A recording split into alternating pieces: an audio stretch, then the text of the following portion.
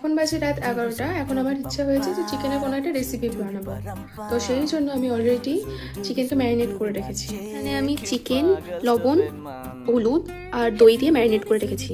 আর এইখানে আমি আলু, পেঁয়াজ, রসুন, টমেটো এগুলো সব কেটে নেব। এখানে আলুও কেটে নিয়েছি, আর এখানে পেঁয়াজ কুচি করেছি, টমেটো কুচি করেছি, লঙ্কা কুচি করেছি, এটা রসুনটাকে আমি এখন থেতো করে নেবো। আর এখানে আদা গ্রেট করে নিয়েছি, আর এখানে ধনেপাতা আছে, আর এখানে পেঁয়াজ একটু গ্রেট করে নিয়েছি।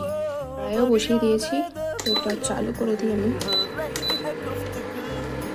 কড়াইয়ে তেল দিয়ে দিলাম, আলু ভাজবো প্রথমে।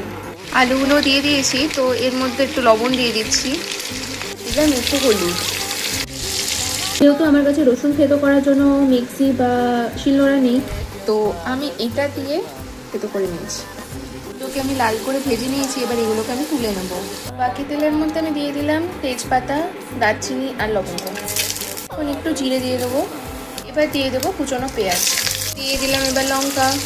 ভাজা হয়ে গেছে, এবার এর মধ্যে দিয়ে দেবো টমেটো, এটা দিয়ে দিলাম। এবার দিয়ে দেবো গ্রেট করা আদাটা। ওই সব গুঁড়ো মশলাগুলো দিয়ে দেবো। প্রথমে দেবো হলুদ গুঁড়ো, দেবো ধনের গুঁড়ো, জিরের গুঁড়ো, দেবো থেতো করা রসুন, দেবো লঙ্কা গুঁড়ো।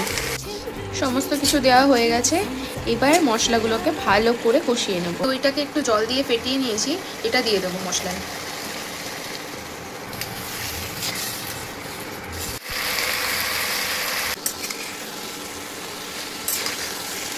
এটা প্রায় 70% কষানো হয়ে গেছে, তো আর কিছুক্ষণ কষিয়ে এটার মধ্যে জল দিয়ে দেবো।